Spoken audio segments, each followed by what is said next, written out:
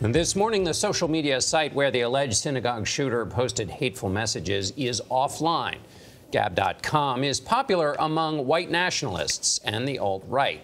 Its CEO says 9 million people visit the site every month. The suspect's biography on the site contained anti-Semitic rhetoric. In a statement, Gab wrote, "It unequivocally disavows and condemns all acts of terrorism and violence. Free speech is crucial for the prevention of violence." CBS News contributor and editor-in-chief of Wired, Nicholas Thompson, is here with a look at the responsibility social media platforms have when it comes to hate speech. Nick, good morning. Good morning, John. So why didn't Gab act earlier? Well, Gab very much was founded on principles of free speech absolutism. If it's legal to say something, they will allow it on the platform. That is a very different philosophy from most other social media platforms right now.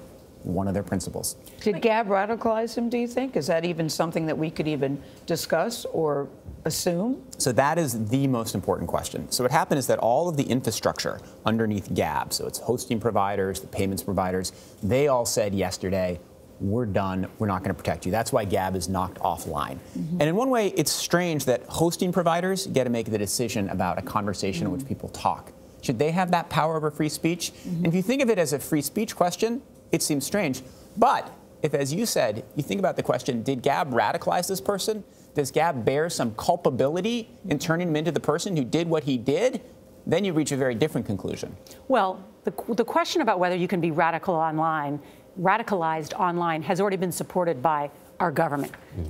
We believe that after 9/11, when people had access to ISIS supporters and those who are trying to radicalize isolated individuals. We know now that Facebook, Twitter, and YouTube all have agreed with this and have worked with the government to take a lot of these videos down. Why not when it comes to right or left-wing extremists online? Well, for one, it's very hard. It's hard to identify what is extremism. It's hard to identify what exactly is hate speech. Words are very complicated in different contexts. In the particular case of Bowers, yes, it's very easy to identify what he was doing. He should have been found. It should have been taken down. But as a general principle, it's very difficult to identify what is hate speech, what is not hate speech, and to set firm policies on that. I mean, here, the ADL, which is the Anti-Defamation League, found at least 4.2 million anti-Semitic tweets were shared or reshared in English on Twitter over a 12-month period. Yes. How do you stop? Yes, Nick, when you say hate speech is hard to identify online, how is that hard to identify, hate speech? Well, hate speech is complicated, right? Because you look for specific words and you look for the context in which those words were said. So words that can be attacking one group when said by a member of that group can actually be affirmative, right? So it's very hard to identify what is an actual hate statement, what is a lyric, what is something that can be positive.